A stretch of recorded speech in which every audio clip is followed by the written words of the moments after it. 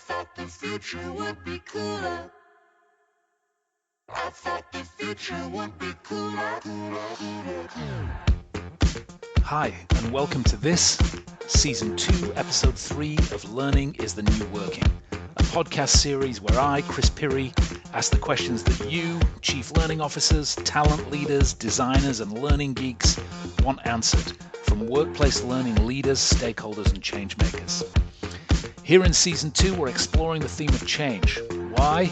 Because we're talking a lot about the urgent need to change the way that we offer learning and development services, how the world of work is changing, how the economy itself is undergoing a massive and profound process of disruption and change.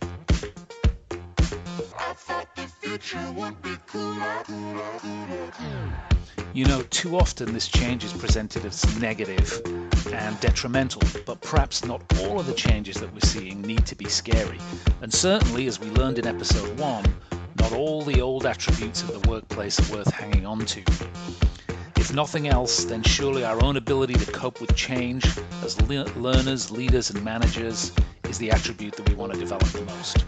So let's work together to learn about change this season via conversations with senior workplace practitioners at major companies like Airbnb, LinkedIn, and Visa. And we'll get an industry perspective from major players like Degreed and Axonify. I thought the future would be cooler. You know, talking to these highly experienced and smart practitioners has taught me a lot, and it made me question some of my own assumptions going in. I think it might do the same for you too. Let's also give a shout out to this episode's sponsor. We're sponsoring this episode in the name of Humentum. It's a global membership organization of international NGOs that provides training, convening, and support to organizations that are working for social good. You can visit them at www.humentum.org and support them if you can with donations of time, expertise, learning content, and services. Your support will absolutely help thousands of people who do good work do it even better. Today, my guest is Dr. Stella Lee, CEO of Paradox Learning, and our first Canadian on the series. She's a consultant, writer, speaker, educator, and researcher, and above all, she's passionate about strategizing, building, and launching world-class learning and development organizations. For 20 years, she's worked on enterprise-wide learning management system deployments, implementation projects, and created a variety of learning offerings. Her offerings typically incorporate adaptive and personalized learning technologies for both the classroom and online learning, and she applies learning analytics as part of her data-driven approach.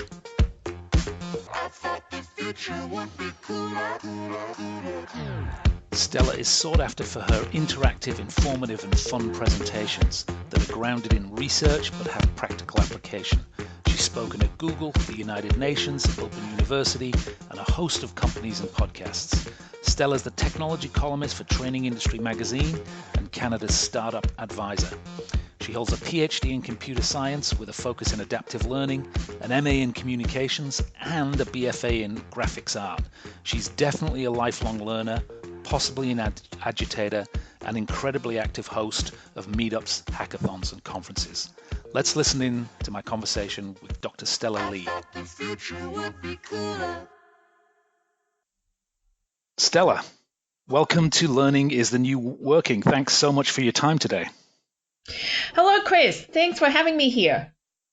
Let's talk about the future of workplace learning. And I'm really interested to get your report out to us on what's going on there in Canada. And I'd love to cover a couple of topics that I know you're passionate about. One is learning analytics. I think you just wrote an article on learning analytics. And Yep. then if you're up for it, let's talk a little bit about adaptive learning, which I think is something you spend a lot of time on. But we usually start with a quick fire round of questions to just sketch out for our listeners your work practice and where you're coming from. So then we'll get Sure. into some deeper discussion. Does that sound good? That sounds perfect. Thanks. Okay, so this is always an interesting one. Tell me what part of the world you live in and why.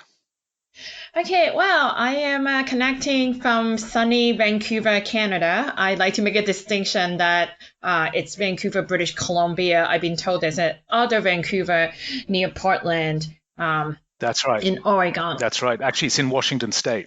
Oh, sorry. Apologies for my ignorance in No worries. geography It's there. only about 100 miles from where you are anyway, but that border's a big border. What can I say? So, what did you study at university, and how do you apply that to your career? Mhm. So my first degree, I did a BFA, a Bachelor of Fine Art in Art and Design, and then I moved on to do communications for my master's, focusing on communications in new media and new technology. Had a postgraduate certificate in education, teaching and learning, and I completed my education with a PhD in computer science, focusing on adaptive and personalized online learning system. That's a pretty interesting collection of degrees that you have. Quite a sort of diverse set of topics. Yeah, I think I just really enjoy being a polymath. And you asked me how it connects and apply to my career. If you can envision a Venn diagram, my sweet spot really is always in the intersection of design, education, and tech.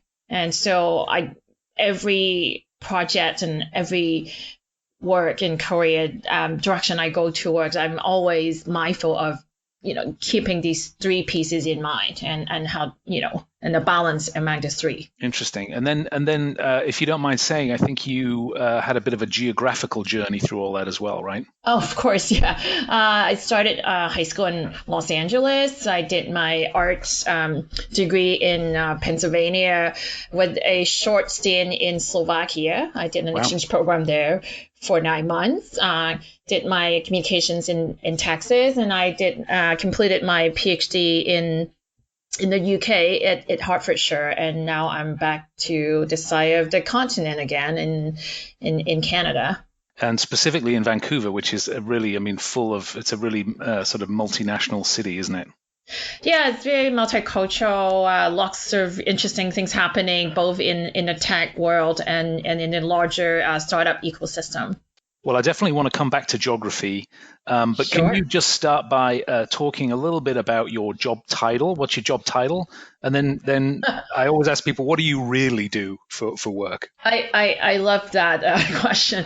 I don't even know what my job title is. I think I just more generically call myself a consultant, which it seems to be all encompassing. But I run my own consulting company called Paradox Learning, so I'm a director for the company. But what do I really do? And it means really a range of things.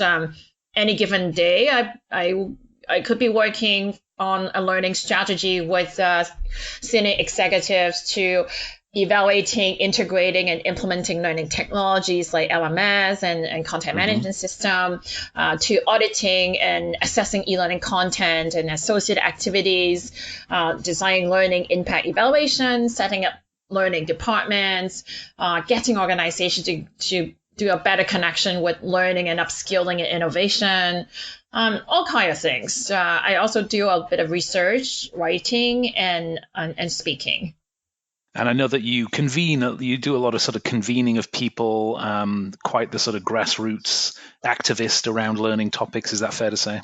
Yeah, that's true. That's in my spare time between midnight and 3 a.m. Well, it sounds you've got a pretty full plate, and I appreciate you giving us time to give us your point of view. Let's talk a little bit about Canada, and principally, what are the forces at work on the Canadian workforce? I'm thinking a little bit about your work around, the future of working and the sort of change that's going on around the workforce in general. And is there anything unique to Canada, or do you see it in line with the rest of the Western world? Or yes and no. I think there's some similarities. Of course, the U.S. is adjacent to us, so we share some of the cultural components and some of the demographics as well. But I think there's some divergence in that too.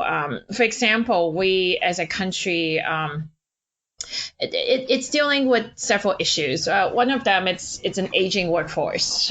We have one of the, I think, more rapidly aging population, especially people that are age 55 and above.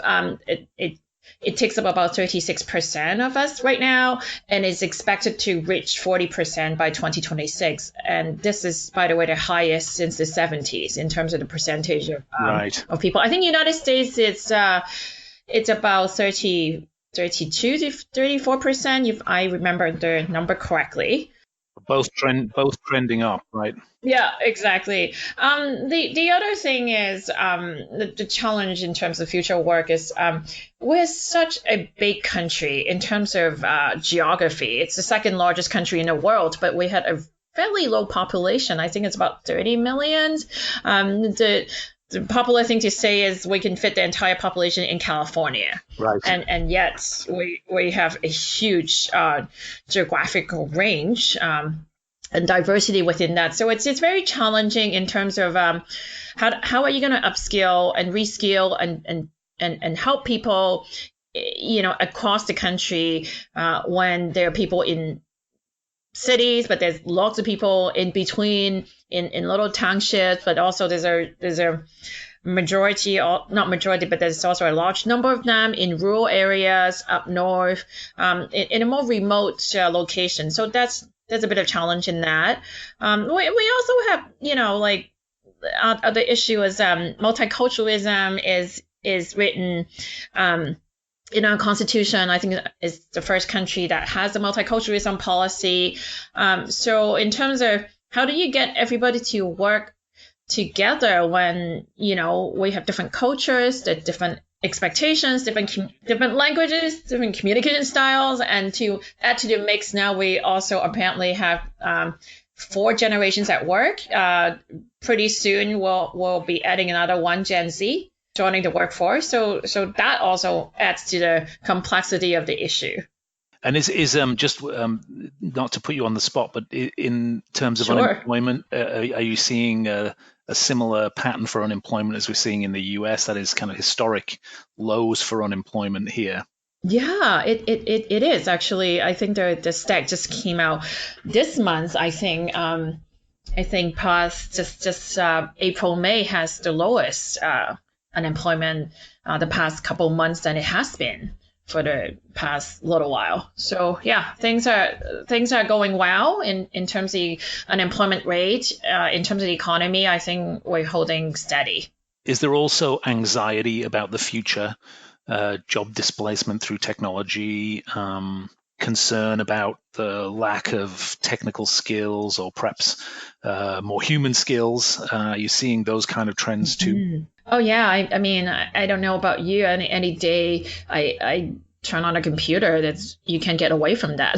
It's full of updates and conversations, and it's mostly linked to tech, right? How robotics, AI, automation, how that's displacing jobs or a component of jobs.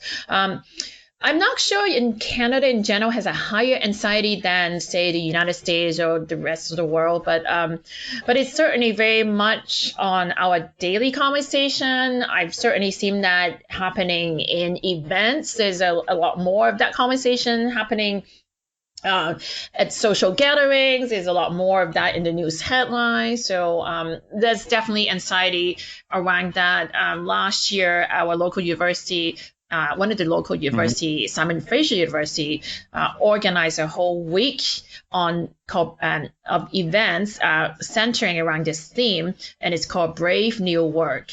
So it plays on the Brave New World title, and it was. Yep, I know. I love that too. It's really well attended. Lots of discussions from research showcase to public conversations to coming up with ideas, and so it's very much a central theme for us here. I know it's. I find it amusing. I was a literature student at one point in my history, and I studied Mary Shelley. I love it. And it's funny how Frankenstein, this monster, was really a sort of manifestation of the changes that were going on in society there because of technology and the Industrial Revolution. And here we are, a couple of hundred years later, and we still got robots and these sort of monsters stalking us about the future of our work life and because of technology changes. Yeah, Chris, I don't know about you. Did you find out that these kind of conversations are so extreme? It's always like, oh, this either dystopia where monsters and